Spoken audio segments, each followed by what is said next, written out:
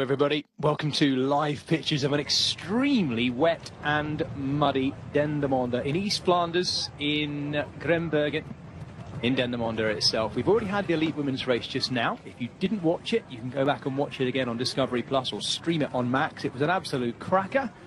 My name's Jez Cox. I have with me Jeremy Powers, as we so often are, and we're bringing you the UCI Cyclo-Cross World Cup today. It is round 8 of 11. It would have been round 9 of 12, but of course we didn't have the race in the end with the great storm that hit when we were due to be in Sardinia for Cabras.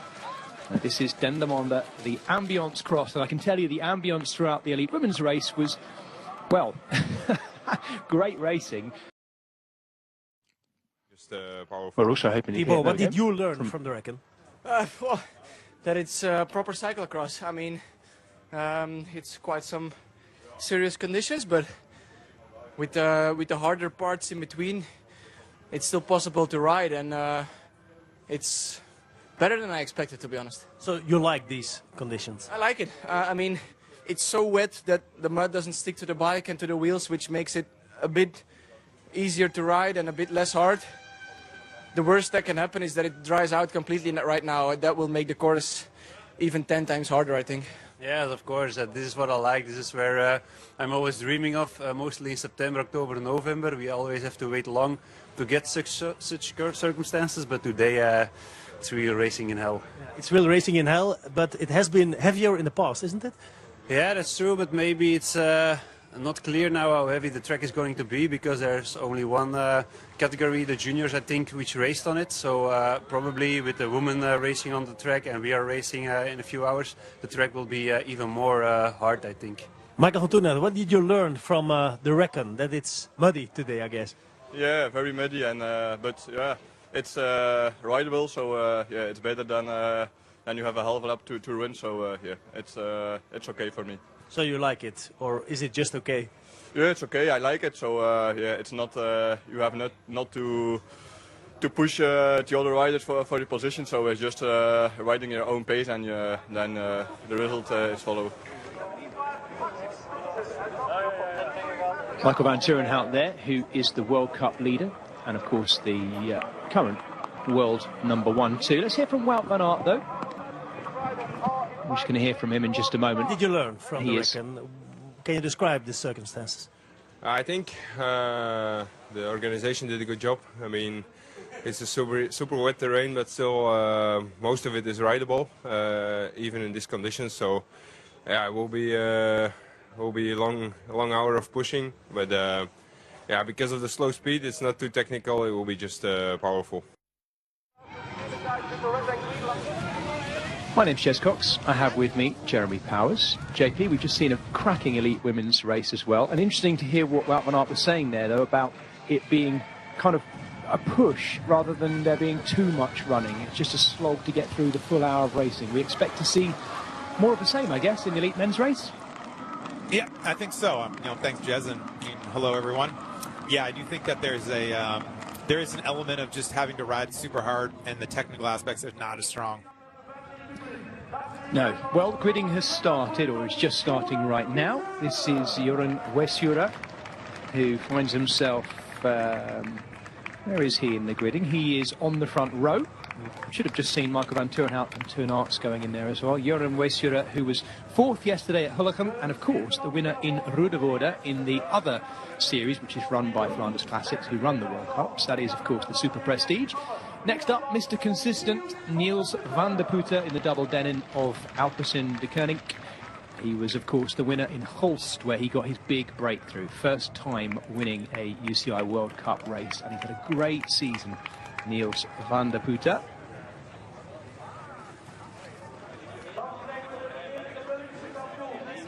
Van der Putte still only 24 years of age as well, so you can expect to see him continuing to get better. The Belgian champion is, of course, Eli Iserbyt.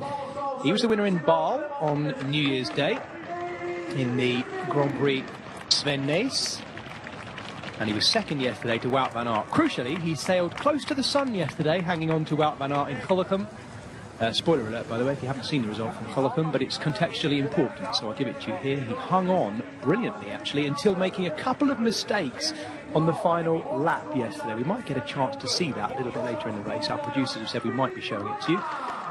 Pim Ronhaar here, in his full winter gear, or fisherman's gear, as Jeremy likes to call it. The winner here 1 year ago. Let's not forget, he won his round of last year's UCI Cyclo-Cross World Cup in brilliant style. Loves the muddy conditions, the tough conditions. He's a gutsy rider, and it should suit him again today. Not too much running, but gloopy enough. This guy was all over social media last night, Lars van der Haar, for putting his shoulder back in by using his bike. Once again, it's his party trick, as people like to say. Not the first time we've seen it, and I hope not to see it today too, but he is tough as old boots, this guy. And also loves the mud too, Lars van der Haar. Second here last year, crucially as well, in that mud behind Pim Ronhaar, so someone who loves the courts. Felipe Orts will always, the Spanish champion, revel in the more technical conditions. Although, as we've heard from the women's race, it's become more of a slog, this race, and may not suit Felipe Orts in the way we might want.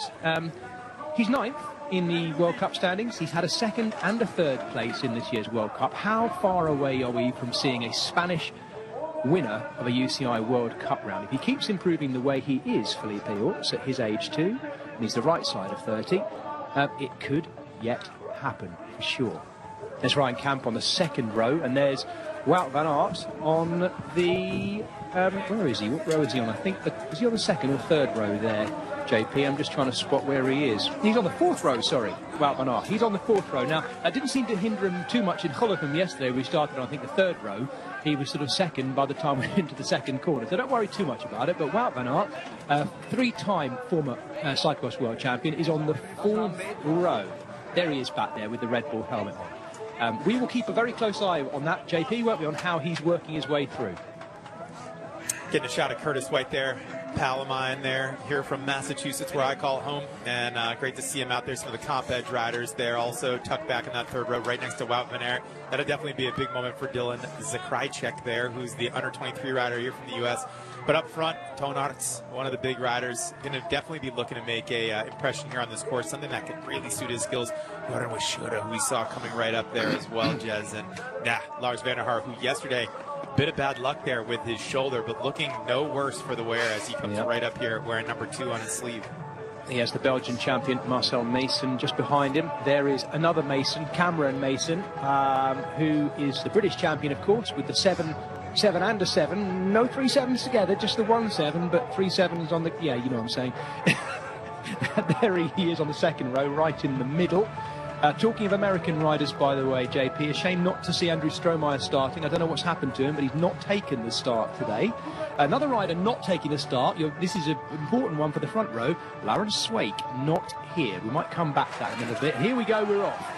Niels van der Putten would normally get a good start in the middle. Toons wanting to start really hard. This is a great opportunity today for Toons to complete his full comeback from his suspension too with a win. And why not? Toons himself was second at Besançon, the last round of the Cyclo-Cross World Cup, where Mathieu van der Poel was, of course, the winner. In case you're not aware, I'll make it clear to everyone at home, the reason Mathieu van der Poel is not here, he came back to the sport, didn't he, this winter. He won 5 races in a row, but in amongst them, at Learnout, he crashed into a course marking pole, hit his ribs. He's training with the road team already in Spain and looking to make a comeback to cyclocross action in Maasmechelen, the final round of the UCI Cyclo-Cross World Cup. So Toons has got the best start. He leads into the steps for the first time. If not all the viewers were with us for the Elite Women's race, JP, do you want to just talk us through what makes this course special and what makes it different?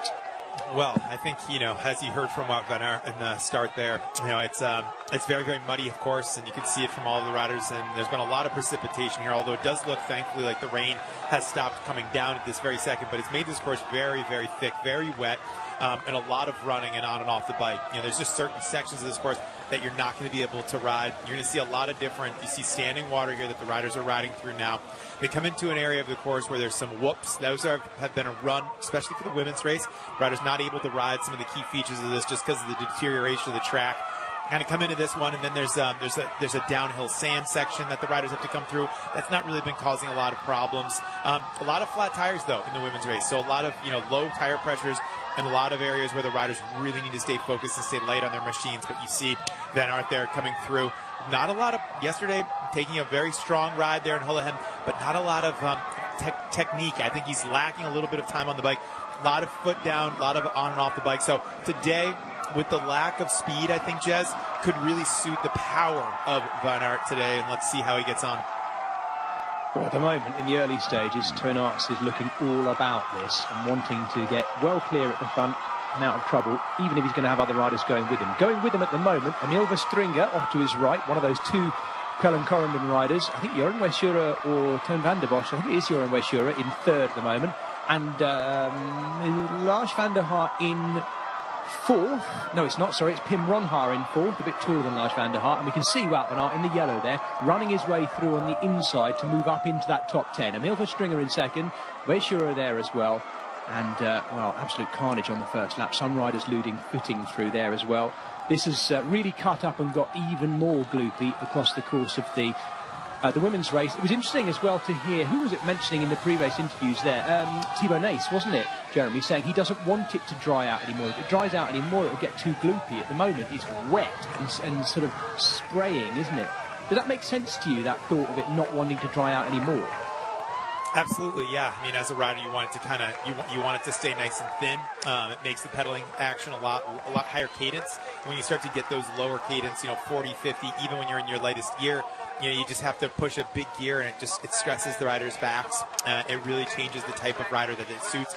We'll have to see how it goes. Right now, there's a lot of standing water on the track. I do not foresee it draining very quickly and getting very thick. But this is the whoop section that I was talking about. We're seeing Todos there choosing that line on the side but having to get off. We have not seen anyone ride this section yet. No, certainly not in the women's race. However, there are a few still riding. It looks like Joran Weisura might be the first to do that, and he's done it.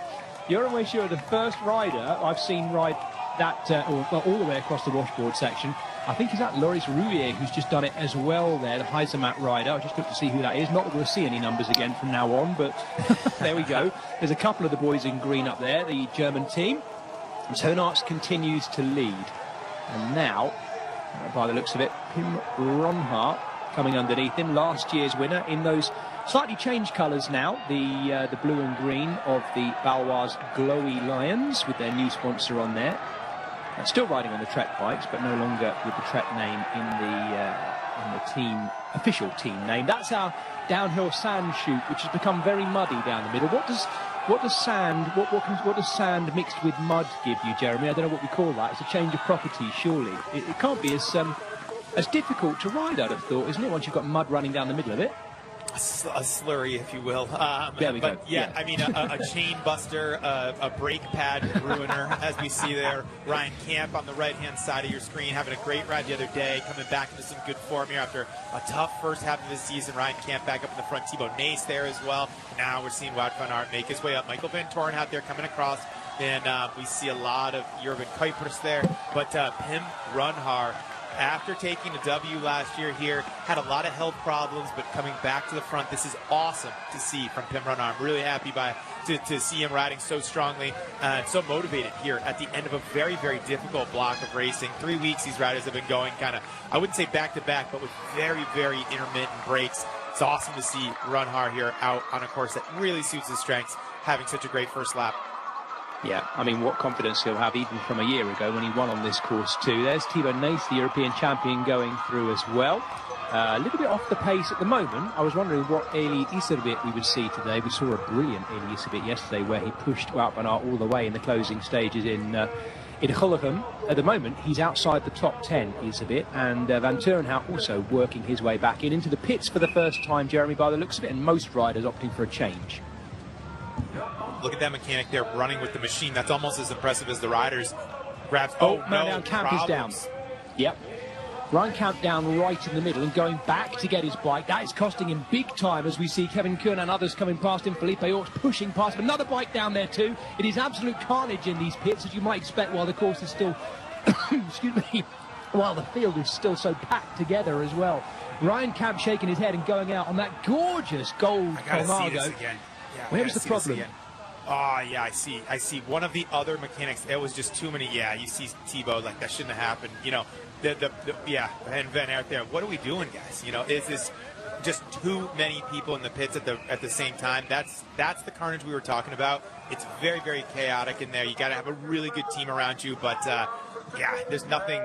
Unfortunately, the only thing that riders could have done there is checked up more and given more respect to the one in front of them. That's just a proper, hey, we're only 6 minutes into the race and I need a different machine. That was bound to happen, unfortunately.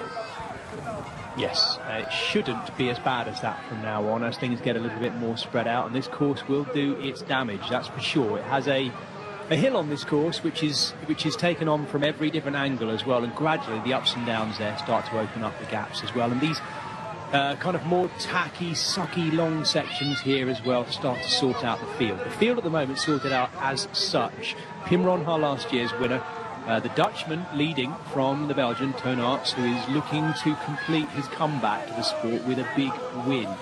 It hasn't happened just yet. In fact, he hasn't won anything yet since he started back at Cross, JP, has he? And this would be quite some comeback to mark his return to the sport with a win in a World Cup race. And he might not get a better chance than this season. Yeah, agreed. I think it's going to be hard for him. I do think it's going to be hard. You know, he's on good form. He's come close.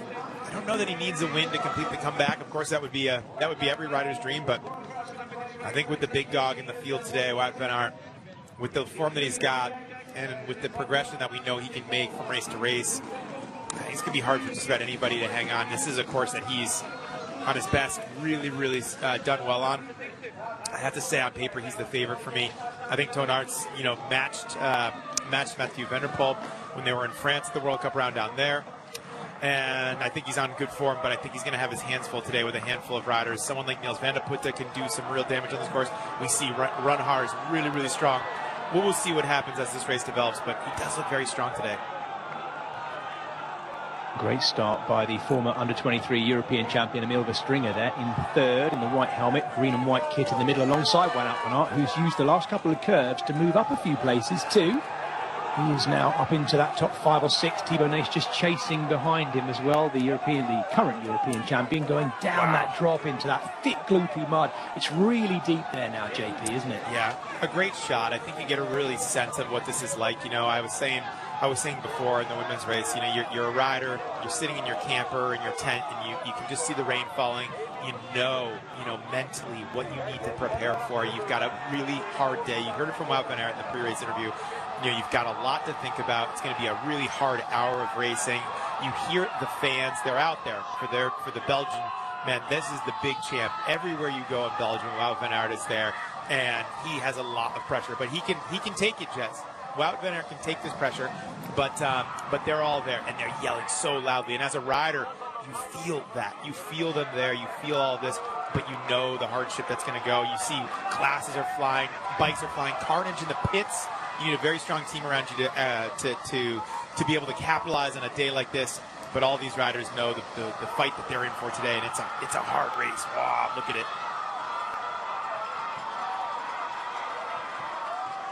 Thibaut Nace grabbing a machine there as he comes through. Now we're on the stairs, and Ronhaar still at the front, running down this section. Van Aert there, kind of sizing up everything as he looks through right now, and definitely this is the sections where Van Aert in the past just have really come into his own. He's been able to outrun riders. We know he's just got a natural gift for running, but running when you're at threshold or above, it's a special kind of suffering that only is only really for the best. A special kind of athlete, particularly when you bear in mind there's a little problem for Wout van Aert though, drifting out of that corner, the foot out, not too difficult, but enough of a little slip up to just keep him on the edge, which he is for sure. And Ronhaar very comfortable with the amount of slide he's getting in these slippery conditions. Wout van Aert back onto the back wheel of Emil Verstringer, almost half a bike length in order to do so. And Toons sitting second wheel at the moment, still looking very comfortable, really super motivated, the Belgian in the blue of Des Hatch today, to make the most of these very Toons-like conditions. Oh, Man, what a nasty race. I mean, let's just look at it, man. It is just absolute slop out there for these riders. Every single one of them said when they woke up, it was like, you just get up and you're like, yeah, it's raining and it's going to be nasty, because this is a course that just doesn't drain. Look at Van Aert though, coming through, riding right up against the barricades and jumping through this section. Van Aert knows that he can ride that later, so he's showing a little bit of his cards. Right, Runhar won't know that. The riders at the front won't know that Wout van Aert is acing that section the way he is, but that's just straight power output in the technical prowess of Van Aert. He's able to really show there. He's on a good day. I think it's only a matter of time before he makes his appearance at the front, and the crowd is going to go absolutely insane when he does. Absolutely. Van Aert rode far, far deeper than any of the others there. Rode the whole washboard section, continued to ride after it too, but yet we can also see he is running so well, and we saw that in Gorkum yesterday where he took the win as well. On that occasion, he was just ahead of Elisabeth. Where is he? And how close is Michael van Turenhout getting? Let's not forget that Van Turenhout is the leader in the World Cup standings. Toon Aerts is second in those World Cup standings at the moment. He's right at the front of the race. There he is going through the shot in the blue kit, white helmet. Toon Aerts just following in behind Wout van Aert, whose kit now is completely covered. They are going to be absolutely caked in mud by the end of this. I actually can't see who we have in 5th place. It's one of the Deshatch riders, I think. Could be Corny van Kessel. I can't actually tell, Jeremy. That's how bad it is. I mean, we're zooming in and looking further down and they're going out of focus. I can't actually tell who it is. I think it is Corny van Kessel. It is, in actual fact. I'm looking at the live timing right now. So the experienced Dutchman there, reveling in these conditions, Corny van Kessel in 5th place. It's a great ride for him. Yeah, very, very good, strong ride from Van Kessel. You know, a rider that I raced against during my career, still in the thick of it here in the top 5 of the World Cup. 15 minutes in. Yeah, on a great day, and of course that really suits him. But look at the riders as they go through like a metronome. Boom, boom, boom. Everyone back on their bike. You can see there that Toon Aerts is right on the back of this one. Up at the front, though, Emil Verstringen, a rider that Wout van Aert won't have gone head-to-head with on the cyclo-cross bike that often. 2 Belgians. Definitely a new, probably 10 years younger than Wout van Aert.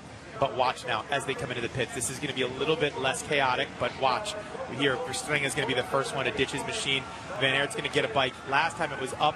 No, this time he's going to hand it right onto him. They're all getting right back on their machine. So much, much cleaner through this. But now Van Aert looks to try to take over to the front for the first time. I know you're teeing up something which is seemingly inevitable, Jeremy. I can see it happening myself too, but there is an awful lot that can go wrong in this race, and I'm going to mention the dreaded P word here because, in fact, I think all of our podium finishers in the elite women's race all had a puncture at some point, if I'm not mistaken, and there were loads of punctures in the elite women's race as well. We haven't seen any evidence of it just yet in the men's race, but with these very low pressures being run and the transitions between slabs of concrete and then these slippery deep mud conditions, I think we can expect to see some more. I wouldn't wish it on anyone, but there are going to be punctures in this race, aren't there? Yeah, there will be. It's going to be the same for everybody, and you got to think about your equipment. You got to think about the tire pressure you're going to run. You got to think about everything, and it's not. You got to keep a cool head. It's sections like that where you take speed into off-camber sections with deep ruts, like where Van Aert just went through there. That's where the rocks, like the little heads of the rocks, can show up. It's the transitions from road to pavement where there's lips and you can hit them. There's little nails that kind of start to show themselves where they've tacked down that paper, that sandpaper on top of those wooden planks. So the riders will all know, but. Man, I'm going to say right now, Emil Verstringen looks really, really good. I'm just going to say, I'm watching his body language. He's a young rider. He's new on the scene. He's been in the mix. He's had some really big victories this year. Let's keep our eye on him, but this is definitely, he looks like he's on one today. Closing on the end of lap 2, and for the first time now, Wout van Aert breaks cover at the front, and he will lead across the line. He has Emil Verstringen with him, and Verstringen, as you say, JP, in very, very good form. He was 3rd in Bâle on New Year's Day, of course, behind Elisabeth and Pim Ronhaar, riders we see in the mix, although we can't see Elisabeth in shot right now. That's Group 2 on the road, with Joran Wesjura, Corny van Kessel, who we got? Kevin Kuhn in there, and on the back of that group is Mace Hendricks, was the rider, not who I thought it was in the green and the red helmet. That's Mace Hendricks at the back of that group. And now our leading group split in half, and it's Todos who's looking to close up the gap back to these two, Verstringer and Wout van Aert. Once again, Wout van Aert riding sections that seemingly no one else at the front of the race is doing. Nelly Isabit following, leading that group. He's leading his own teammate, the World Cup leader, Michael van Turnhout, back as well. It looks like absolute carnage and warfare at the front of the race. It is the Dendermonde in full effect here in Belgium.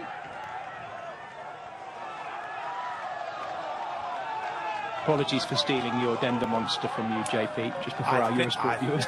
It could have also been for Marty. Marty also, I think, is the starter of the Dendermonde potentially. I don't know where it originated. I can't remember. My memory is not the same as it once was. But here we are today, and we are definitely. This is what the monster looks like of the Dender. Yeah. It's. I remember watching some of the riders on a previous version of this literally get stuck in the mud, their feet, and it's screaming. You could hear on the ambient noise screaming. They couldn't get themselves out. It's crazy. As you see, Tonaert's there trying to hang on to his glasses, coming through. Listen to the crowds as Van Aert has now taken over the front. This is a big race. This is a hard day out right now. Verstringer, Tonaerts, Pim Ronhaar, all here trying to hang on to the wheel of Wout van Aert as he does what he does best. 30, 40, 50 cadence as he comes through this section, just absolutely pounding the pedals and putting out an insane amount of watts.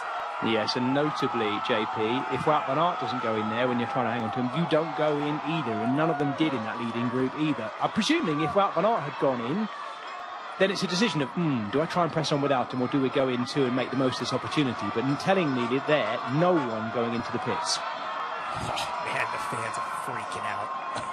Yeah, what a place to be. That is the place to be on that double V shape on the hill there as well. And if viewers weren't with us for the women's race, I can tell you, we were watching shots before it, and it is no mean feat just being there on that hill, because those spectators, I was watching them just before we came on air, literally digging footholds for themselves to be able to push their feet into so they won't slide down the hill themselves. It is just as slippery for the spectators as it is for the riders behind those barriers, and how they're not falling over. Well, in fact, they are falling over. We're just not seeing it on shot. We might get some. We occasionally get somebody sliding down a hill on their bottom. Anyway, this is Kevin Kuhn coming through. There is Corny Van Castle again, that dark blue kit of the Des Hatch team. We really can't see much of it at all. It looks black in these muddy conditions. And back to seeing Wout van Aert. And a level at the moment, Emil Verstringer, who is giving Van Aert a good battle at the front of this race. You're right, Jeremy. I think Emil Verstringer could be on a big breakthrough ride here, because he doesn't look like he's actually having to work. He is working hard, but he doesn't look like he's struggling to hang on to the big man here. Let's watch in the whoop section, the washboards again. Verstringer running, and Wout van Aert again riding it. He is milking the green of the grip that remains. There are about 4 blades wide down the left-hand side as we look at it for Wout van Aert, but that is good enough for him.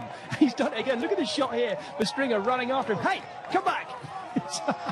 What a wonderful shot. And Wout van Aert will be fairly oblivious to what's going on behind him, just getting on with it. And these two chase in 3rd place right now. Tonaerts and last year's winner, Pim Ronhaar. Right now, this would be a career best result. Already 3rd in Namur for Emil Verstringer, but looking to potentially take a 2nd place here and potentially a win.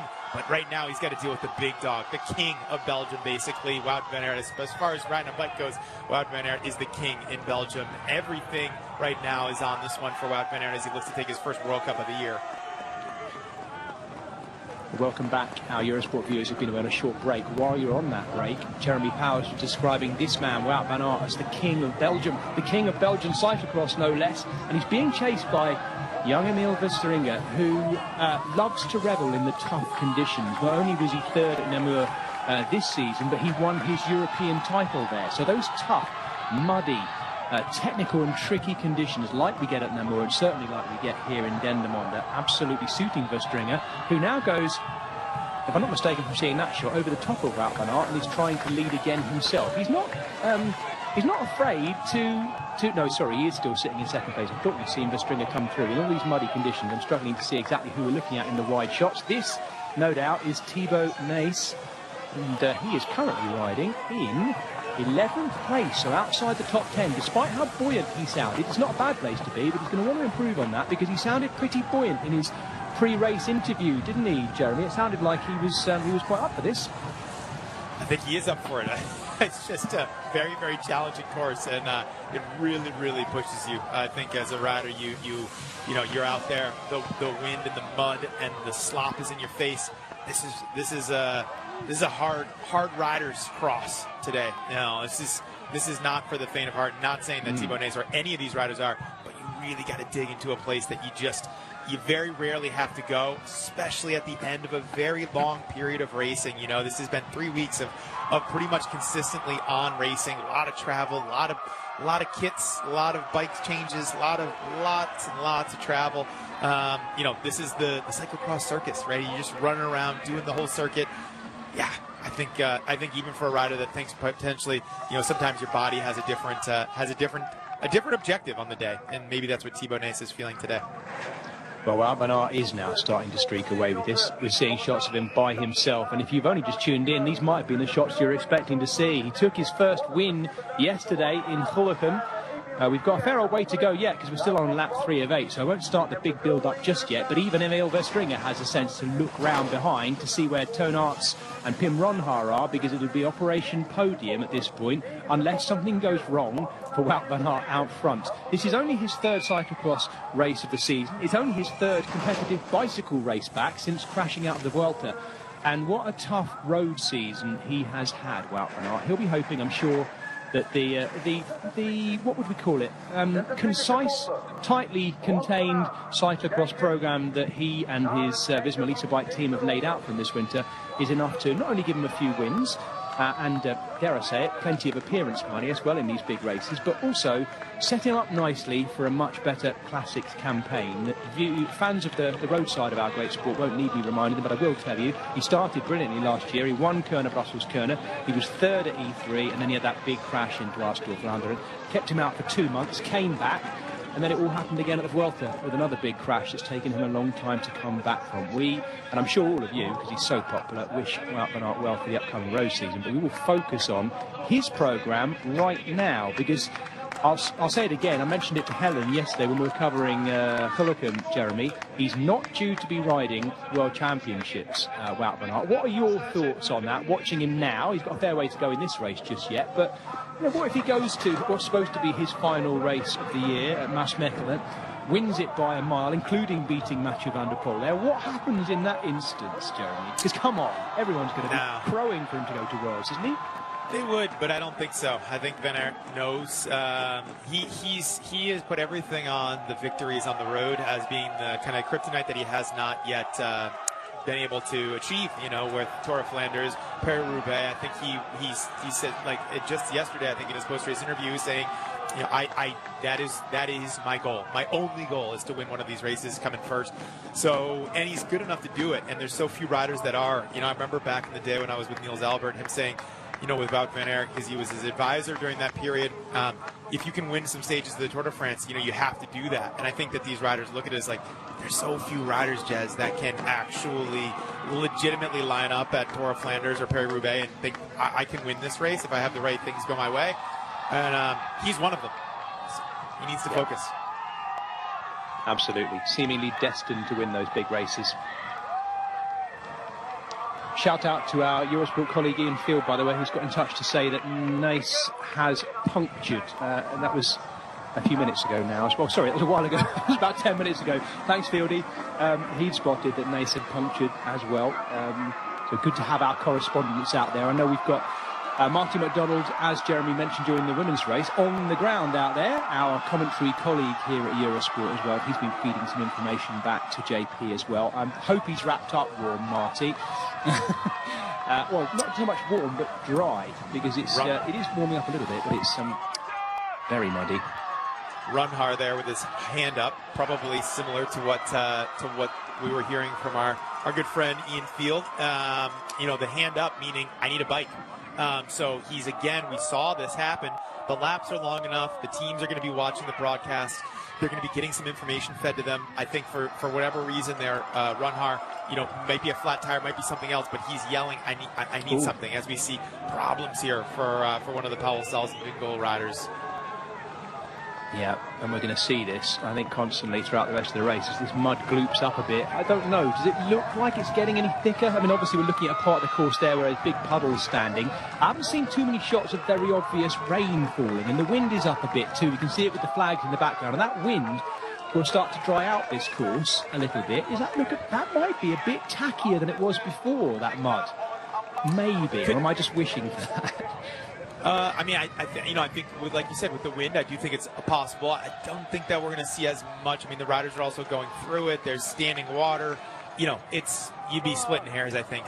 It could get a bit thicker, but look how deep that is as the riders run around that turn. That shot just shows kind of a bit of like the insight of what these riders are actually physically seeing when they go out there. But look at it, this is a really nasty shot of the World Cup leader here, Michael Vantoren, now getting off Corny Van Kessel there. But look how deep that is there, Jess. Like, that's over your ankles deep.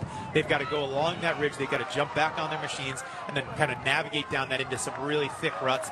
This is a course that demands your attention every single minute. If you have one slip up where you miss focus, you will crash on this track, and it'll be a handful of mud, and then your shifter's slick and nasty. You've lost your rhythm, and they can add up. And I think that's what all of these riders are trying to avoid. Go as fast as I can with as few mistakes as possible, and of course, like you were saying, no punctures, because there are definitely some landmines out here where riders have been catching areas and flatting, unfortunately. Yes, this is half distance. We are 4 laps through the 8 laps that they will be doing. Wout van Aert leading, and the chasers behind him. Ilvestringer by himself, about 19-20 seconds down now. Wout van Aert, who is trying to extend, and even he's finding some slides in and out of the corners. Has the sense to look across. I think he might be looking at the big screen there as well, off to one side. He'll only see himself at this stage, so that won't be helping. Toon Aerts and Pim Ronhart still together further back. He's one of the lap riders that Wout van Aert has started catching, and that will become a feature over the next few laps. He's catching riders already, which shows partly how tough the conditions are, Jeremy, but also just how well he is going. Yeah, but you see Verstringer there. Maybe they are looking at a TV screen, but it's also part of the course where you can look back. You know, it's a 180-degree loop where you're able to just look and see across the course, like, where is the next person that's behind me. Verstringer, you know, can't really be concerned with what Wout van Aert is. You always have to focus on yourself as a rider. And right now, you know, Verstringer is thinking, okay, I'm riding to a career best World Cup at 22 years old. You know, there's not a lot to say.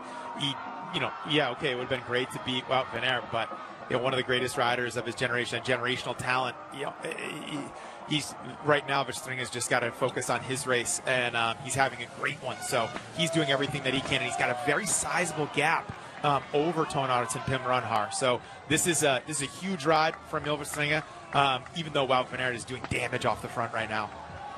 Yep, I'll update you, everyone, on the latest as well, because behind them, doing a very good ride, is the Swiss rider Kevin Kuhn, the Charles Ligeois Roastery CX rider in the yellow and white. Just coming to our shot there as well. Here is Thibaut Nys, currently riding just inside the top 10, and he's got Corny Van Kessel with him. Van Kessel's still on a good ride in the blue of Des Hatch Hens FSP with the white helmet, focusing on the European champion here, Thibaut Nys, who's had a very good Christmas period, actually. A little bit off the pace today, but he's had a puncture, as we know.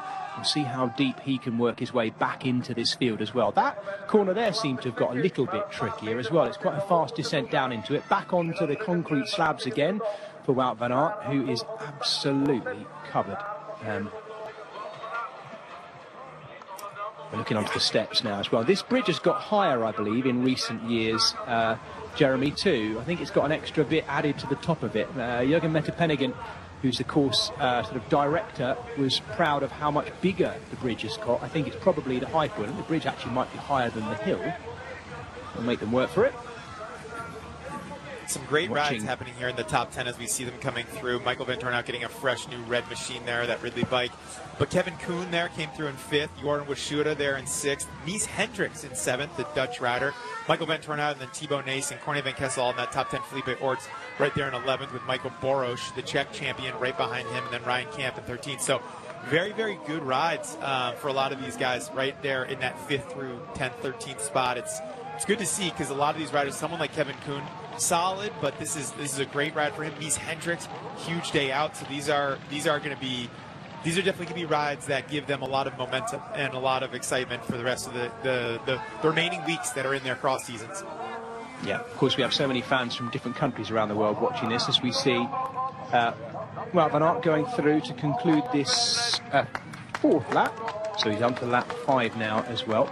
We'll look to see what the official gaps are this time through. There goes Verstringen onto the Hamse-Steenweg, the road on which our course starts and finishes. He tucks himself down, the 22-year-old Belgian.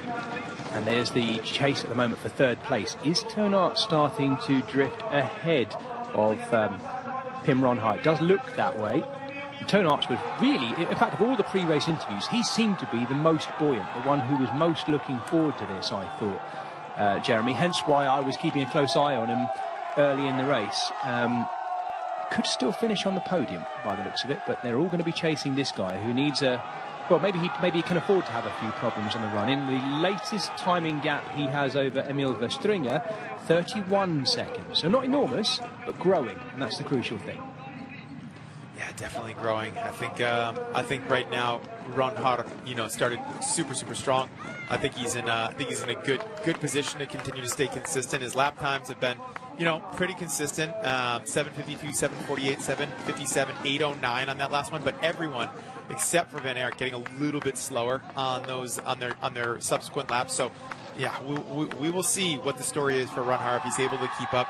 We saw Kevin Kuhn, Joran Washuda, Michael Van Toorn all coming through there in that next chase group. So lots of work to be done, but this rider here, man, absolutely having a ball with this one today, riding that 40-50 cadence that he loves to push. Wow. He is also a long way ahead at the moment of the man who was closest to him yesterday in Gullicum. That's Eli Iserbyt. We'll probably find out afterwards what's happened there, unless Iserbyt rides his way back into it. But Iserbyt is drifting back. He was in 14th, then he was 15th, now he's 16th. It could be that his back is playing up. We know that it's either fine or awful, and usually gets better as the race goes on. So we'll keep a little eye out for the Belgian champion, Eli Iserbyt, currently in 16th place. And there's a shot looking across the back of Emil Verstringen. His trainer's just staying upright, and the crowd absolutely loving seeing their hero in front of them, Wout van Aert. And he is an absolute legend in both cyclocross and road, and a massive Belgian star. Bearing in mind, Jeremy, it costs €18.50 to get in today, and for children it's free, and they get to be within touching distance of one of the biggest sports stars in the world in Wout van Aert, and particularly in Belgium. Well, he's enormous, isn't he? Definitely is, as you see the Spanish flag flying there. Verstringen running down the hill with his bike up onto his right shoulder, proper cross as he comes through. Absolutely looked perfect running up those stairs. I can't help but note that Verstringen was just like an absolute perfection going up those stairs.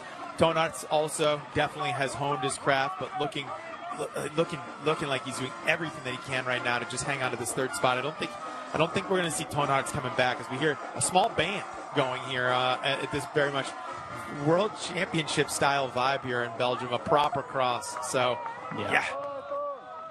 Fantastic conditions. It does appear, I can't see any umbrellas up at the moment, it does appear that it stopped raining, which is a good thing for the fans, not necessarily a good thing for the tacky course, which might dry out a bit. I don't know. I think, as Jeremy's saying, though, the rider's currently spraying so much water across it every time they ride through it that chances are it'll stay this damp for the next 3 or 4 laps. That's certainly the way it's looking. In terms of filling people in on where individual nations are best represented, Kevin Kuhn is the best of the Swiss riders, of course, currently in 6th. Pim Ronhaar is the best Dutchman. I'll ignore the Belgians, because most of the top 10, top 15 are Belgian riders, unless I mention otherwise. First of the Frenchmen is Joshua Dubois, riding for the Decathlon Ford Racing Team. He's currently in 12th, and as Jeremy mentioned, it is Michael Borosh, the Czech rider, in 14th. Cam Mason is in 17th currently, just one place behind a drifting Eli Iserbyt. Best Italian, Stefano Viesi, in 21st place currently.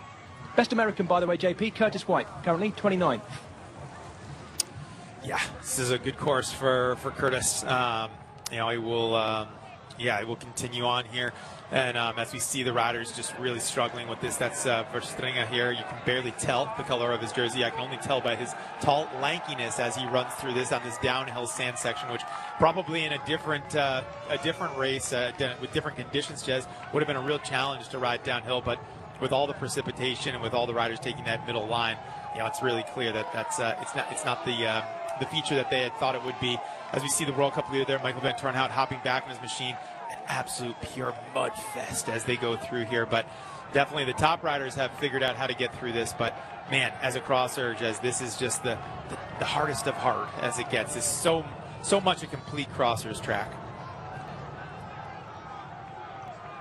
Well, that is good to hear that it's got Jeremy Power's seal of approval, even though he's saying that, I suspect, from the smug position of the fact that he never had to race on it. This is the 4th edition of the Dendermonde, and Jeremy Powers retired just in time by the looks of it, because as he's already alerted us to, he doesn't like a runny, gloopy, runny course like this. Runny in both sense of the word, runny in running and runny in consistency as well. True. These are true statements. These are true statements. But everyone's got their thing. I loved a good fast course. But for some riders like a Wout van Aert, you know, this is where they really shine, where they really love to be able to push a big gear. You know, they're just built for it. I mean, Van Aert, you know, the way that he sits on his bike, the way that his back is, the way that he's able to produce power, he's always done very, very well on courses like this, where he's able to produce a lot of power at a very low cadence, really keep a lot of weight over the back of his machine. The way that he sits on the bike, the way that he gets off and runs, you know, he's really gifted. Like I said before, a generational talent in this regard. But, you know, this course with these conditions, man, Van Aert was the favorite every day of the week for that. Well, so many people who said at the start of his comeback, well, even for a great champion like Wout van Aert, it's going to take time to work his way back in. Maybe we can say that about Learnout, where he had that coming together, a little bit of a coming together with Thibaut Nace, and then managed to crash into a bit of the hoarding and a bit of I think a spectator's foot or arm or something like that. So if that was his easing his way back in, yesterday in Hullegem he looked completely, fully back, running well and everything. And I guess, I mean, we can look into his social media and maybe training, any access we've got to what he's been doing in training, but we'll never really know how much running he's been doing. And yet yesterday and again today, he just looks like he's running brilliantly. So on paper, I guess we assume he's been doing lots of running, but some of that could be down to natural talent as well, in amongst his core fitness, because he will be working on the build-up, as we know, to the classics and the road season, JP, which for most road riders includes only a tiny, modest bit of running maybe in the winter, and even then it's just for a bit of a change, whereas this is very specific, hard running in the mud, and I wonder how much of that is, I don't know what you call it, cross talent and muscle memory. He's a former 3-time world champion after all. Definitely all of the above. I think for Van Aert, he is very naturally gifted runner. I also think he does running as training because he likes it. I think he's good at it. I think he can run for a long time, and I think it's something different. I think it's been a part of, from what I've seen on his Strava and other places, you know, and reading articles and following him over the years. I think he, you know, enjoys it, and I think he just builds it into part of his winter regimen anyway. So, yeah, I think he's a good runner. I think he's definitely got a knack for it. I think it is probably some natural genetic gift that he's also got, but yeah, he's just a big guy. You know, he's kind of built like a brick house, and he can do a lot of big, low power output. He can also run with a lot on his back. These are things that, you know, if you're built for it, then they come naturally. When you're not built for it, it's a totally different story, because you're kind of trying to get something, like make something your friend, when it's really not what you're gifted at. But this rider here also having a heck of a day. I want to highlight, because we can get onto the superlatives about Wout van Aert, but for Emil Verstringen, this is a career ride right now. 48 seconds back on Wout van Aert, but still about 30 seconds up on this rider here, Toons. So really big day out for the young 22-year-old Belgian Emil Verstringen. Yeah, Michael Van Turnhout is trying to get back into this race in that World Cup leaders jersey too. He's just catching Kevin Kuhn, who's currently in 5th place. We're looking down through the ranking at the moment. There is Toons in 3rd. And then chasing on behind him, Joran Weissura, a rider who physically is in the mould of Wout van Aert. He's still only 23 years of age, Weissura. Maybe he's the next big Belgian superstar along with Van Aert. Let's not forget what Van Aert was doing when he was 23, though. There's Kevin Kuhn. Michael Van Turnhout sat in behind him. Pim Ronhaar stretching out his back, as we so often see him do in the latter stages of a race, coming along the road straight as well. You mentioned, Jeremy, how tough this sport is on the back, and specifically on days like this as well, where there's so much shifting around. Oh yeah, Any retired crossers that happen to be listening, they all know about the back pain, maybe even right now. It's one of those things, man. When you're a crosser and you put out a lot of power, you know, there's no suspension on these bikes, and you're constantly, you know, pushing a big gear over a lot of bumps and a lot of on and off the bike stuff. And I think that it just creeps up on you. You know, it's something that you really have to stay focused on your core work. You've got to do a lot of work in the gym to be able to stay strong all around your whole body. You can't just go out and ride as a cyclocross racer and do 400 watts up the climbs and worry about your diet. You gotta be in the gym. You gotta be running. You gotta be doing your plyometrics and everything to really stay super strong in your entire body. And your back is one of the main parts as a crosser that you really need to do a lot of massage and just take really great care of throughout the year. Wout van Aert is in full flow at the front of this race. Next time across the line, he will see 2 laps to go. And the Stringer still stepping up those steps there. Very quick, light cadence on his feet. For a tall man, he's got a very quick foot turnover as well. Looking great up there. Another brilliant shot of Toon Arts there as well, just slopping through the mud in amongst the crowds at Dendermonde.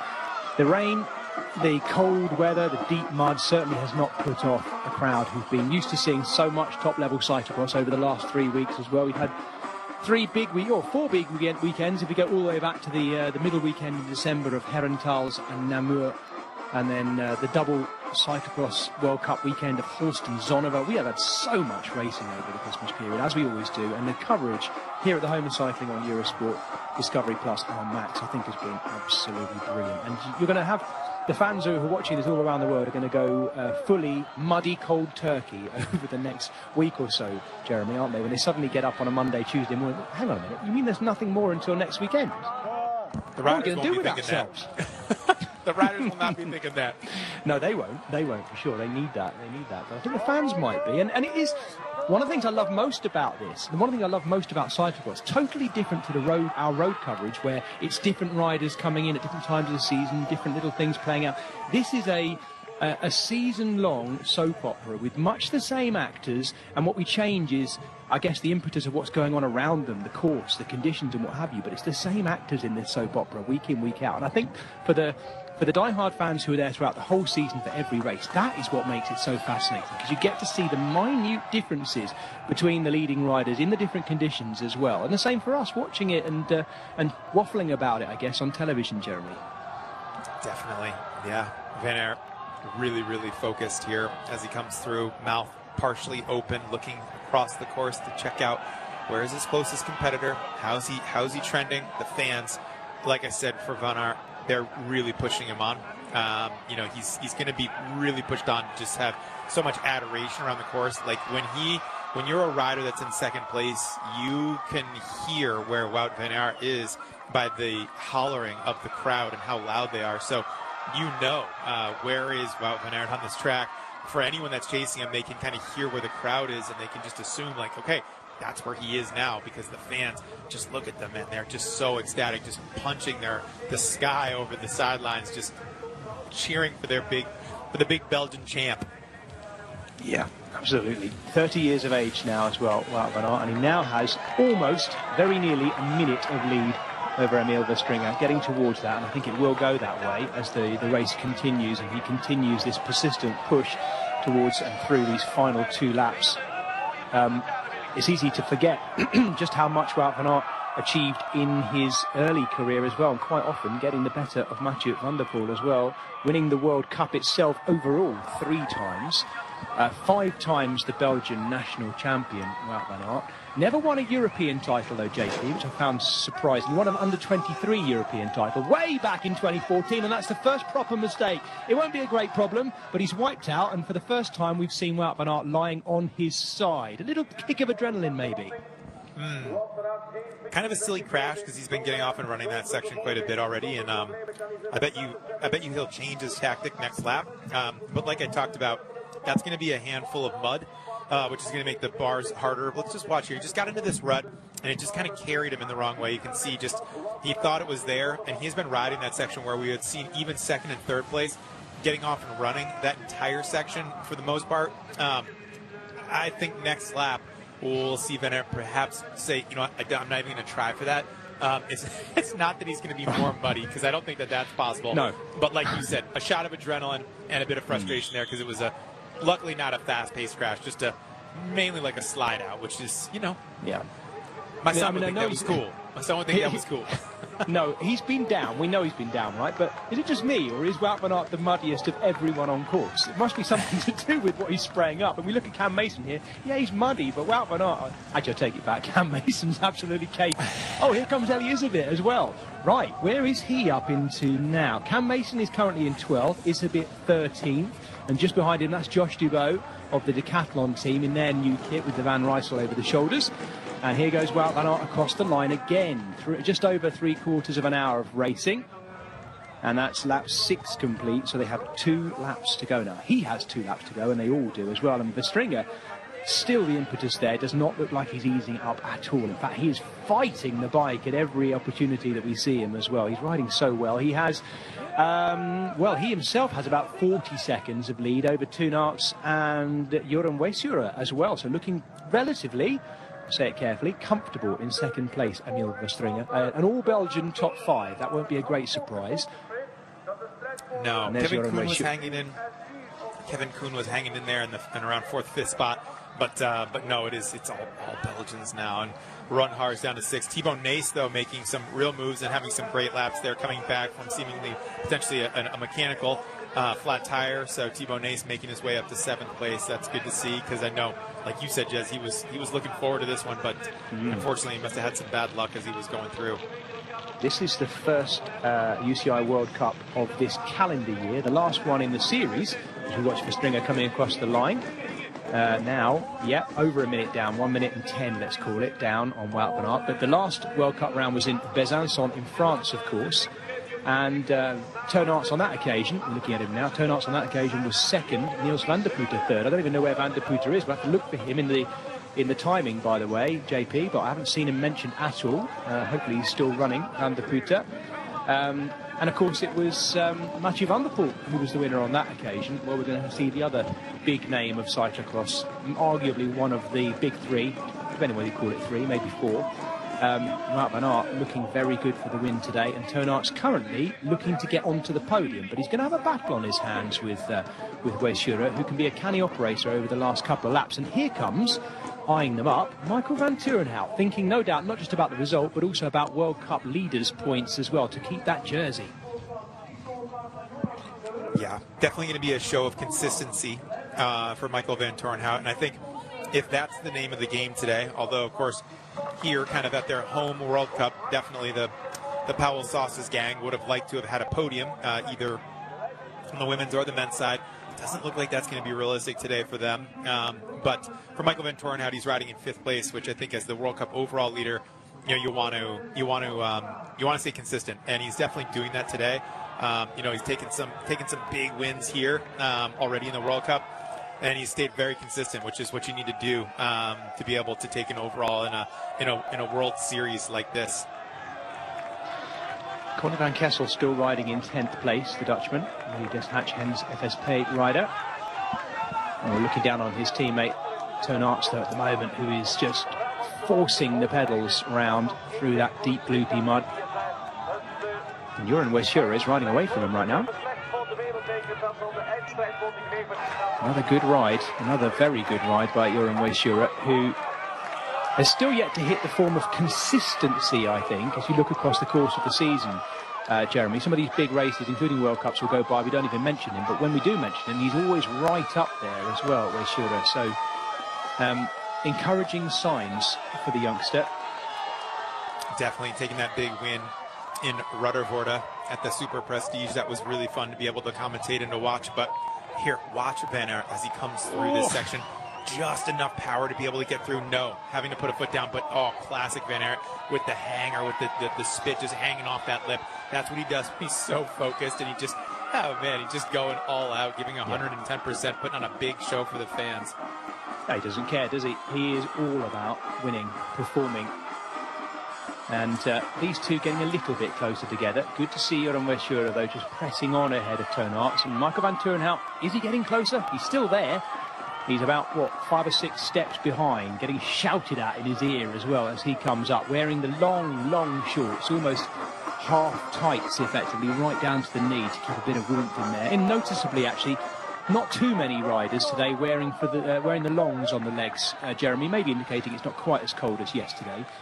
But also the mud, I guess, you'll pick it up and it will stick to you if you're wearing longs, I guess. Yeah, exactly. You just carry around more weight because they're going to suck up a lot of moisture, and then they're going to be heavier.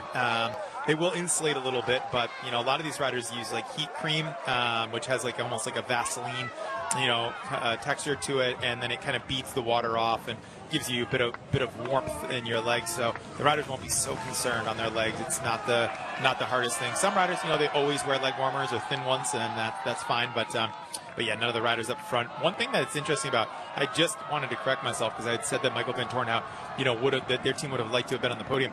I think Michael Van Torenhout, based on his lap times, it is potentially between he and Washura kind of staying very consistent, but Michael Van Torenhout has brought himself back into this race in a potential podium position here for the Powell Sauce's Cybele Clementines team. I'm saying Clementines. You may say Clementines, but we'll have an Atlantic split then. That's fine. I think it's a Clementine. I've never heard it called a Clementine. Maybe if you're in French-speaking Belgium, it's a Clementine. I have no idea. But you tell that to the lady who contacted me, telling I don't want any fights. Name. I don't want any fights. She's right. The customer's always right. She's right.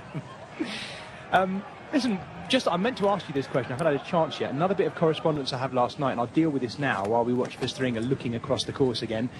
Paul Mitchell got in contact with me, and I want to put this to you, JP. He says, for your next if you're new to cross moment, and we'll use this at that moment as we see some of the riders running anyway, he'd be interested to hear if all these bikes, except Michael Van Torenhout, who dismounts on the right, are set up goofy braked. He says here that's how he used to do it when he raced cyclocross, since you dismount on the left and want to be able to dab the left brake as you're dismounting.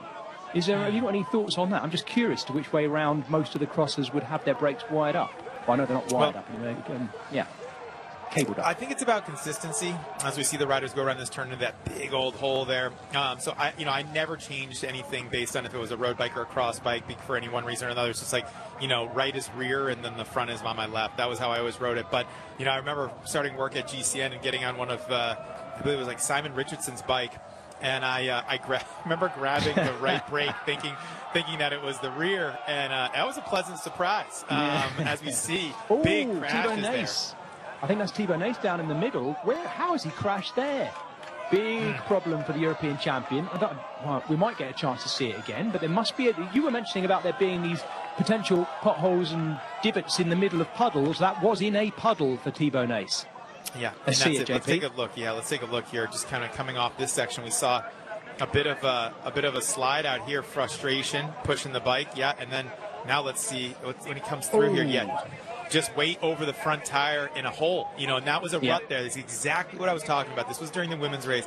I was saying that one of the reasons that I really disliked these types of tracks where there's standing water, which really the organizers try to avoid as much as humanly possible, is that you just can't see what's underneath the water. And so, in the past, sometimes riders will just walk through the puddles during the pre-ride to see if there's any deeper holes, to see kind of what's under there without trying to force their way through it. But sometimes just rocks or other things will unearth themselves, and you've got big problems. As we see Michael Van Torenhout's goofy style there, he's getting off of ditching the bike on the right and picking one up to jump on it from the left-hand side. It's totally wild, but Michael Van Torenhout, one of the riders that takes his bike from the non-derailer side. Well, Van Aert has just gone through the bell.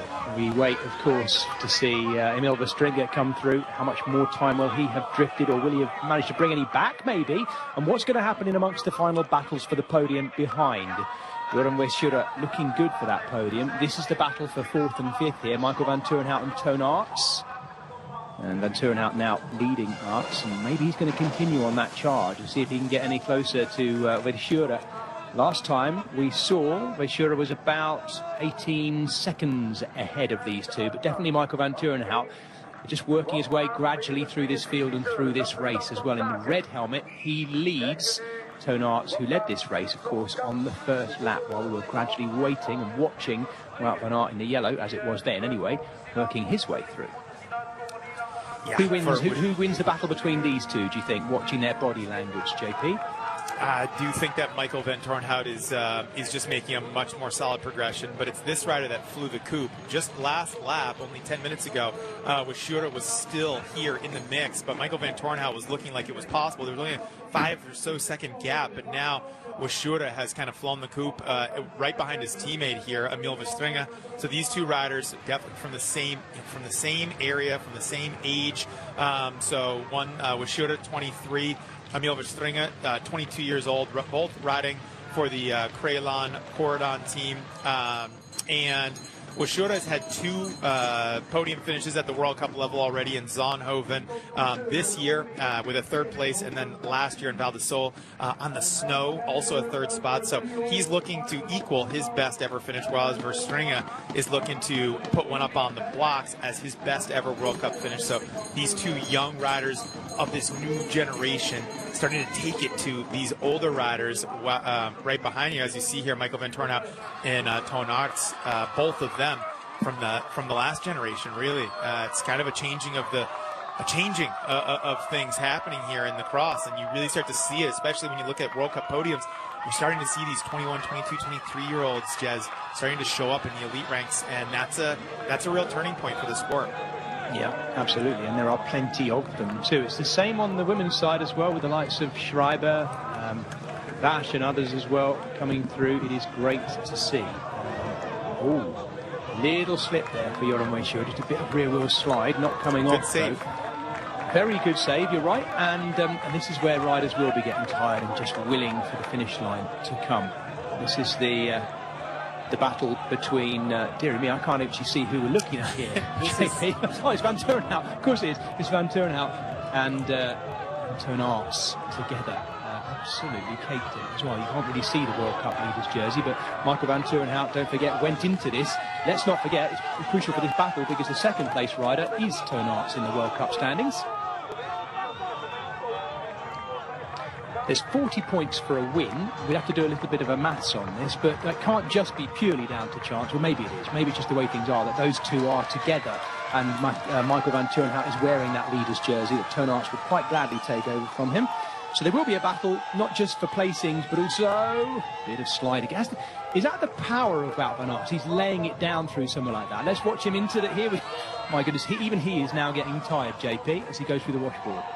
Yeah, but he's aced it this time. He's really ridden a good cadence. You can see that there's just enough traction on that right-hand side, really close, where riders haven't totally chewed it up and the ruts aren't too deep, and he's able to ride it. I mean, that's, yes, fatigued for sure. He's been racing, probably doing somewhere around 400 watts for the last hour with running, a small marathon thrown in there. So, yeah, he's definitely fatigued, but doing incredibly well. I mean, we don't see a lot of deterioration in what he was doing in the first laps from what he's doing in the last laps. And I think that's a good show. I mean, his fastest lap, a 7:30, that's when he broke away. His last lap that he did, the last round, 8:03. So, from his fastest to his slowest, it's a 30-second gap. But everyone has been suffering. No one else today has done a 7:30.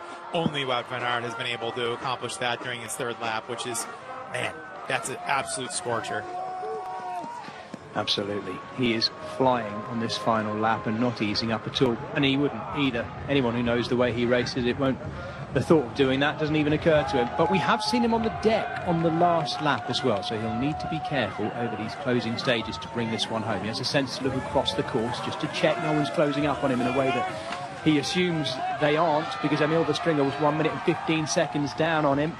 Here he comes, the tall Belgian, striding out with the bike on the shoulder through that gloopy, thick, well, not thick mud, runny mud as well, and he is being chased by Joran Washura. The 2 Crelan-Corridon riders, we saw, 3 or 4 Crelan-Corridon riders in the top 10 of the elite women's race, and once again, that team really pack out with top quality in a way that we've previously seen the Paushausen team do. It has to be said, Jeremy, this is the team now with the serious strength in depth, isn't it? Definitely it is, yeah. One thing that I wanted to note, Cam Mason up to 9th place, which is awesome to see. The British rider, for a lot of the fans checking in from the UK, are going to be excited to see the British champion there riding into the top 10 on such a hard course, riding right behind Thibaut Nace right now. And that is a good ride. He has Mace Hendricks still there in the top 10 after a very fine start by the Heisemat rider. Elias a bit now is working his way back in. He's in 11th place, just a few seconds behind Hendricks and Mason as well. So we'll keep an eye on whether Isabit can work his way up into the top 10. The top French rider is Josh Dubois still. He's also made up a few places. Someone who's not enjoying it as much today is Felipe Orts. He's not doing badly. He's in 13th place right now, the Spanish champion, and starting to dream, no doubt, of the upcoming race in Benidorm, which both Jeremy and I will be bringing you in a couple of weeks' time. He rides it again. The crowd absolutely loving that, and he's playing to them a little bit here, and why wouldn't he on this final lap? He actually pauses a little bit on the bridge to have a look across the course, JP. He needs to. Yeah, I mean, how many more Dendermondes is Wout van Aert going to have a minute gap on in winning? You know, they're definitely, like, you probably can count them on one hand. I don't think that Van Aert's going to be racing into his 40s. You know, this is a big moment, you know, in the prime of his career, with the most popular he's ever been, on a crowd that just absolutely love him here in Belgium on a home turf. Yeah, Van Aert's got to take this in. It'll be one that he remembers for sure, and he's done a very dominant performance. I think even if Mathieu van der Poel was here today, I think he would have been challenged very strongly by Wout van Aert. I would have loved to have seen that duel, but my guess is that they would have been a very even matchup on a course here that really suits Van Aert's strengths. Well, let's not forget, Jeremy, in the first edition of this race as a World Cup race, it was Wout van Aert who won over Mathieu van der Poel and Toon Aerts. A year later, 2022, it was exactly the same result. Wout van Aert from Mathieu van der Poel to Toon Aerts. So this tough, muddy, meadow mud course that the Dendermonde absolutely suits this guy down to the muddy ground, and he's rounding in on a big, we have to call it a comeback win, because after the road season he's had, where he had that massive crash in the Dwars door Vlaanderen, then the big crash in the Vuelta as well, then the comeback to the sport, the comeback to cyclocross. Remember this moment when we're entering the Carrefour de l'Arbre and Paris-Roubaix, maybe, because he has come through a lot to get back to this point, and he's back. Winner in Holocum yesterday, winner of the World Cup in Dendermonde. He is the Dendermonster, because this is his third win here now on this course. And just look at him. Look at the style in which he's done it. It's a massive lead over the others. We'll never know what would have happened if Mathieu van der Poel had been here, but I can tell you the last two times he was, Wout van Aert won, and he's done it again today. Look at the conditions. Look at him. You can't even, you just need to get into a shower after this and get cleaned up. It's a tough shot to watch. It's so bumpy there. As we see some of the mechanics there, just grateful and excited for such a positive day out. Peter Van den Abela, one of the big dogs, joking there of the UCI, looking to give everybody a hug, but there's just a lot of laughs happening there. Oh, he's giving his big guy a hug. That's amazing. He's happy for it. Oh, you'll love to see it. Well, for the big fans, of which I'm sure everyone there is, JP, you have a big hug with Wout van Aert after a big World Cup win like that. You're not going to wash your top, are you? You hang it up and keep that. Wout van Aert's own mud from the Dendermonde. What a ride by Emil Verstringer. One of two Krellen-Correndon riders in the podium as well. And you can see he's quite emotional about it. This is a real coming-of-age performance for the former European under-23 champion, Emil Verstringer, moving on from the under-23s, the Espoirs, because he is right up there as one of the best elites in the world right now. Well, when you work your whole life for something and then you finally accomplish it, Washura is also on a career day, so big day out. Massive day out. He knows it. He's showing it. He's comfortable to roll across the line. I say comfortable. He's given that everything, Washura. Two brilliant Belgian stars, and then one of the old-timers, it has to be said, in this field, Toon Aerts, looking early on as if he'd be right on that podium. As it is, he's only just off it. But 152 down on Wout van Aert. But he does take some valuable points from Michael van Turnhout in that overall. So very, very, very strong ride today from all of these riders. But Toon Aerts definitely playing the long game here against Michael van Turnhout for this World Cup overall. Yep, the World Cup leader in the World Cup leaders jersey, Michael van Turnhout, will confirm for you the overall standings in the UCI World Cup after the conclusion of this race. But well, I think he'll probably be fairly happy with that, although might have been hoping earlier on in the race to be battling. Well, the guy who won it last year, Pim Ronhaar, is going to come in for 6th, and what a tough outing. Very good in the opening laps.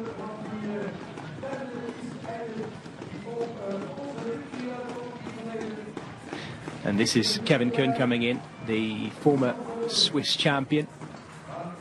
He's had a good race. He was also right up there and continues to be now in 7th. This is Thibaut Nace, who's punctured, crashed, big crash, wasn't it? Fully OTB. Looked like he'd really bashed his leg as well. He's going to have a battle with Cameron Mason. This should be a good one between these two. The European champion and the British champion could go right down to the line. Has Cam Mason got back on the wheel?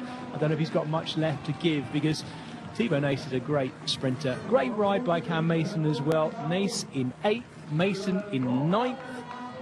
And the 10th place should be Mace Hendrick's own. I think he was fairly clear. There he is in the green of the German Heisemat team, right up there with the leaders on the first and into the second lap, and still right there right now. Mace Hendrick's in 10th. Right by him. Another one of those coming teams, the Heisemat team, have been bolstering their rank for the last couple of years and looking better and better. This is Eli Iservit, second to Wout van Aert yesterday at Gullegem, and he comes across the line in 11th, the Belgian champion. Felipe Orts in 12th, the Spanish champion, just ahead of, I think that's Toon van der Bosch possibly, and Josh Dubout, the leading French rider for the Decathlon team in their new kit, that bluey-green kit. This looks like Michael Borosh, I think, coming through. Yeah, I could just about tell it from the front, because there's not much else to go by, is there, Jeremy? We are literally looking at facial features coming down here. Yeah, no, but it's great to see. Yeah, it's great to see. What feeling are you left with having watched his performance by Wout van Aert, Jeremy? I think it's positive, very positive for him. I think it's good for the sport. You know, you want to see them all doing well, but yeah, it was a really good day out, and I think he'll really be pushed on. I think this is a key to his success for the rest of his upcoming road season. I think he needed this momentum.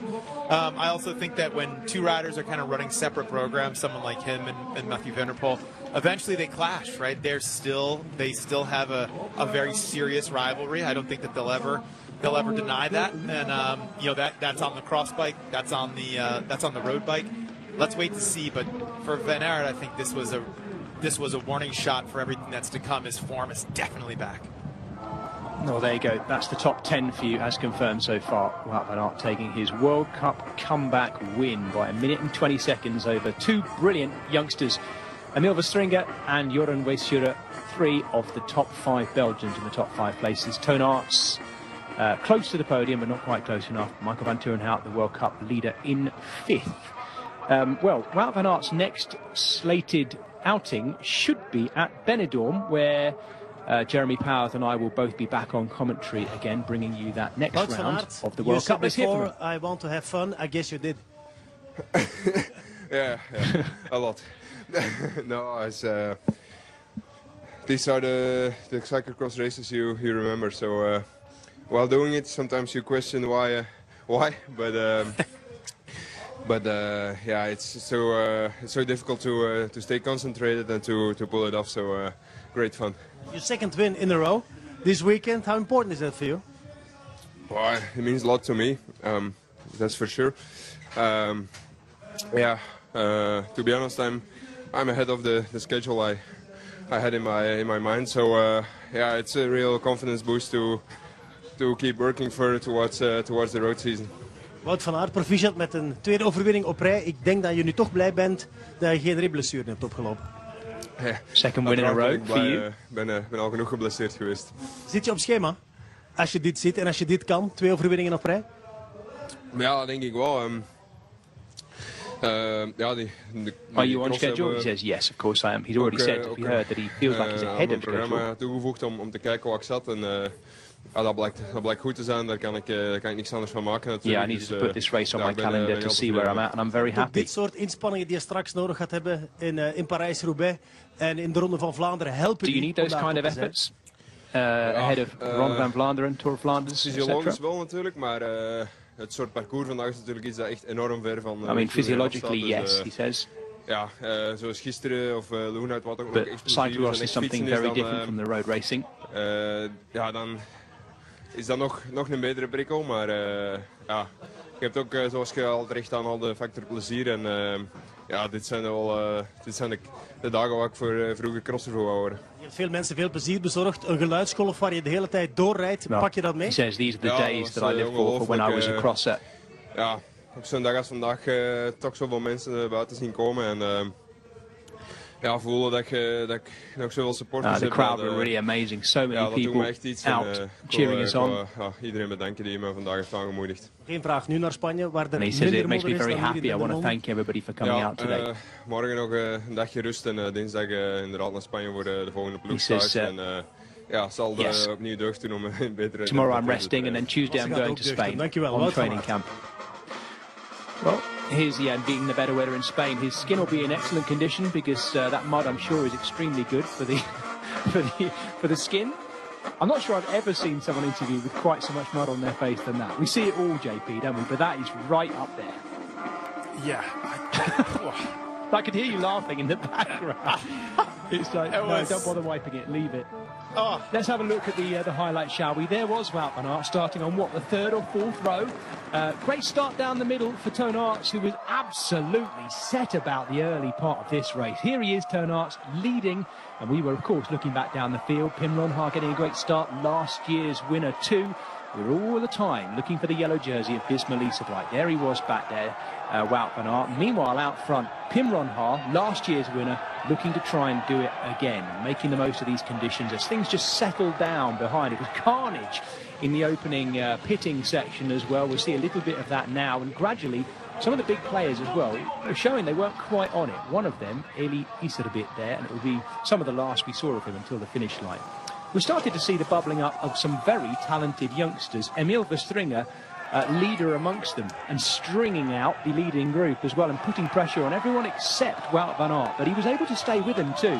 It was a brilliant ride by the 22-year-old Verstringer, who would hang on to Wout van Aert deep into this race.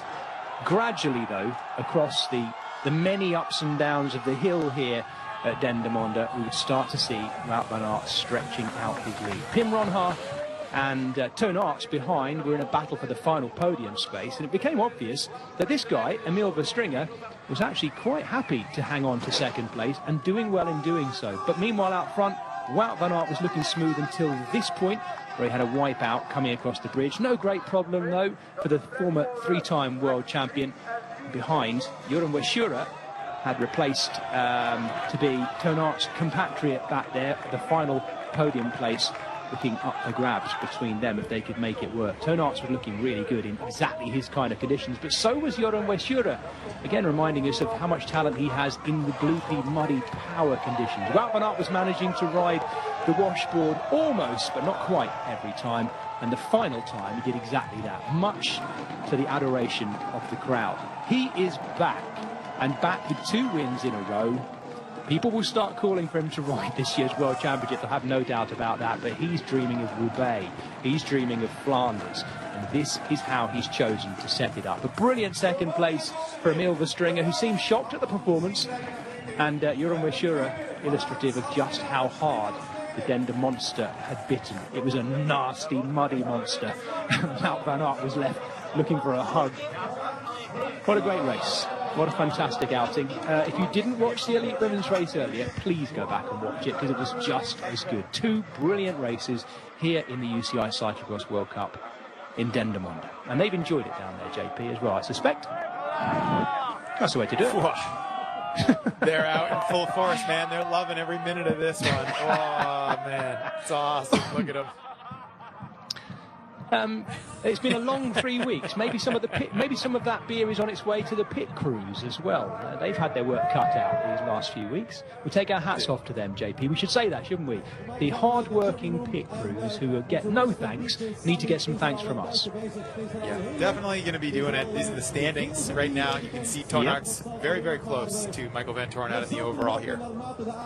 Well, yes, I think. Let me see where Weschura still. So it's the same top 3. Pim Ronhaar has moved up. Niels van der Putte has moved down 2. He's gone from 4th to 6th with that performance today. Elias a bit stays in 5th, but the big mover, Pim Ronhaar, replacing Niels van der Putte, and a deserving shifting after his ride today, I think. It's getting dark in Belgium. It looks very January. Christmas is done, New Year is done. I don't mean to put a downer on things, but our whole holiday period Congratulations with your second is spot. done. I guess you're really happy today. Yeah, for sure.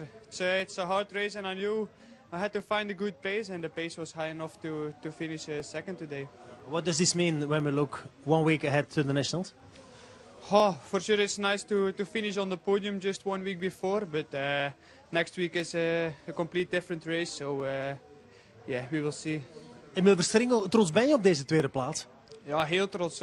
Als je ziet, ja, ik was goed weg en nadien vond ik eigenlijk wel een heel goed tempo en kon ik even nog Wout maar ik Yeah, I'm very happy with this perfect place. Ja, ik moest At the start I was already very good. Cross, dus, I tried to follow out, but I knew it would be difficult for me.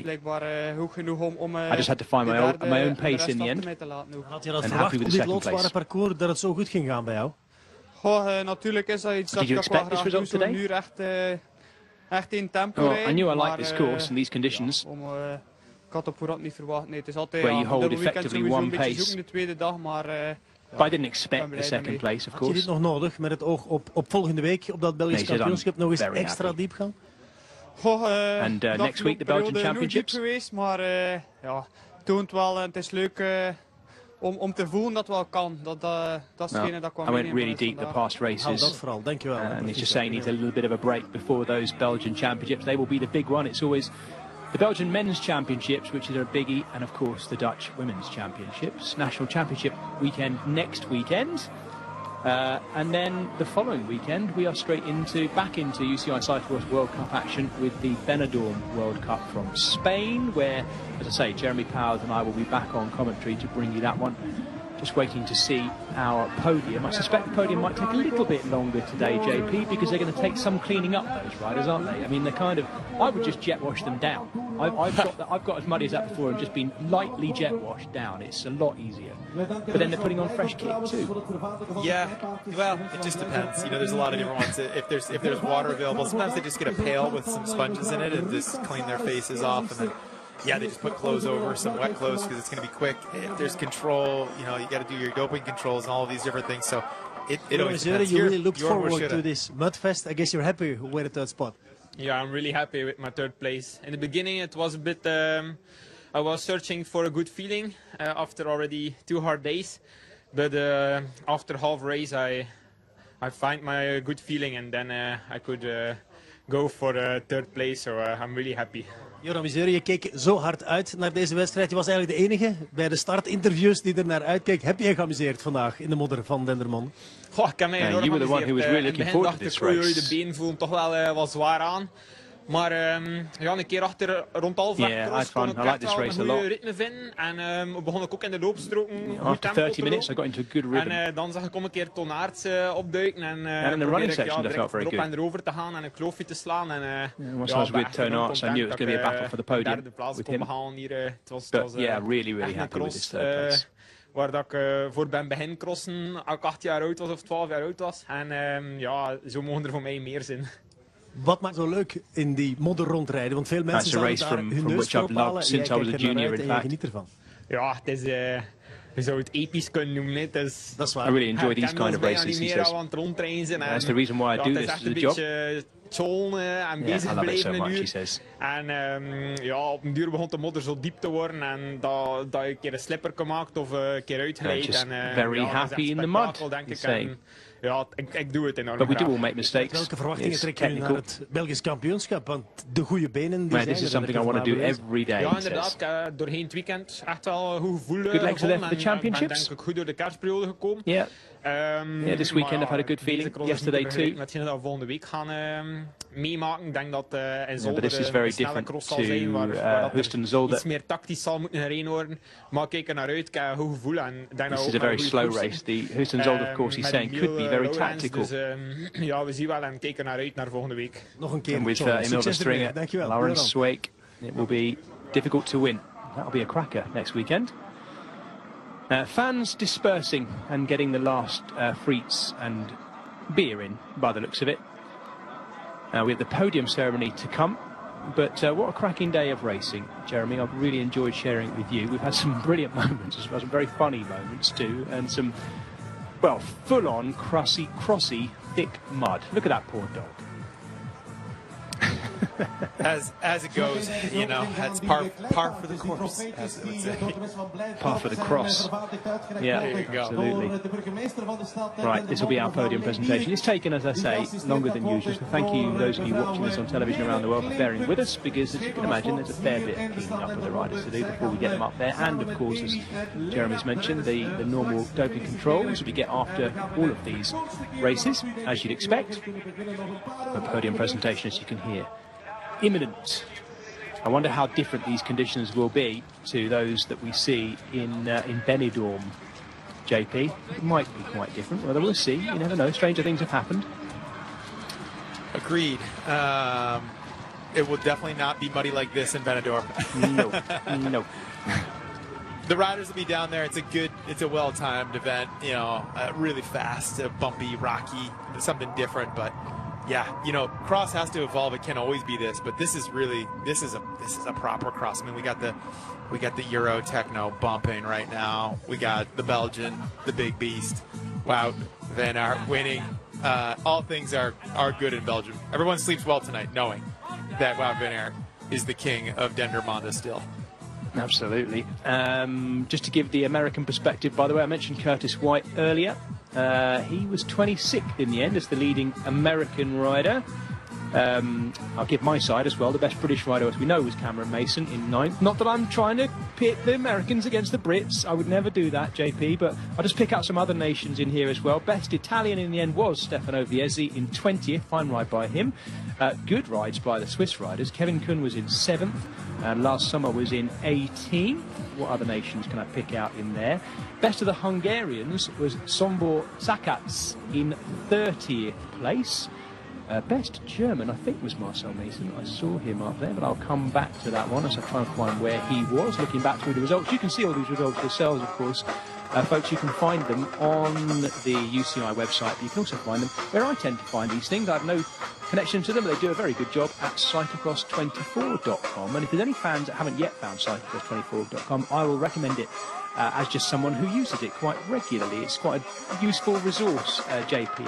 Don't know where you go for your regular cross results. I find that one quite handy. Love it. Yeah, use it all the time. Been a big fan. It's quite the resource if you're a cyclocross fan. You can learn everything. And they do such a great job. The fans are out. The fans are out. And these three are out, fully cleaned up. No doubt washed down and moisturised, I suspect. Look at that glowing, fresh skin. It's got to be good for your skin. You must have lovely skin after all those years in the mud. JP, you have got lovely skin. I have to say so myself. You know what I mean? People pay a lot of money for a mud bath like that. Yeah, it's a hard way to go about it, but someone's got to do it. And in the dying light of this January day, it's these three who've done it best. Wout van Aert, what was that in the end? A minute and a half? What was the final? 1 minute 20. His lead over Emil Verstringen. And Quellen Correndon will be very happy with this podium for sure. Door onder meer ook de schepen van sport. Mevrouw Nele Kleeput en ook Amy en Lena gaan straks mee de bloemen en de felicitaties uitreiken aan dit drietal. De eerste felicitaties, eerste trofee, eerste bloemen zijn bestemd voor de man die derde geworden is in deze wedstrijd. Na een geweldige cross alweer. Wat een dijk van een wedstrijd afgeleverd. Verdient uw applaus, Joran Wiesura! 23-year-old former under-23 world champion. And looking like he's stepped up the elite ranks brilliantly this season. That big win, of course, in the opening round of the Super Prestige Telenet series, the other series which is also promoted by Flanders Classics, who are given the duty of running the whole of the World Cup series too. The two biggest series that runs alongside each other, run by the same organisation, so lots of cross-pollination between the two. Wiesura now a big player in both of them. Verstringen, his teammate, 1 year younger, the 22-year-old, second on the podium. Wout van Aert, let's not forget, 30 years of age now, so a little bit more their senior, and he has been there and done it. 3 times the world champion, and now 3 times the winner on this course in Dendermonde. He is officially on the men's side, the Dendermonster, because on the 2 occasions that he first won it, he beat Mathieu van der Poel and Toon van Aerts, Toon Aerts, I should say. And today he's been, that's an interesting mashup, genetic mashup, isn't it? He's on top of the podium again today, and a delighted Wout van Aert. 2nd win in a row after Fulham yesterday, and today in the end, the gap even bigger than that he had over Iservit yesterday. I think we can say it is actually night time now. It is properly dark there as we wait for the national anthem, of course, this being a World Cup race.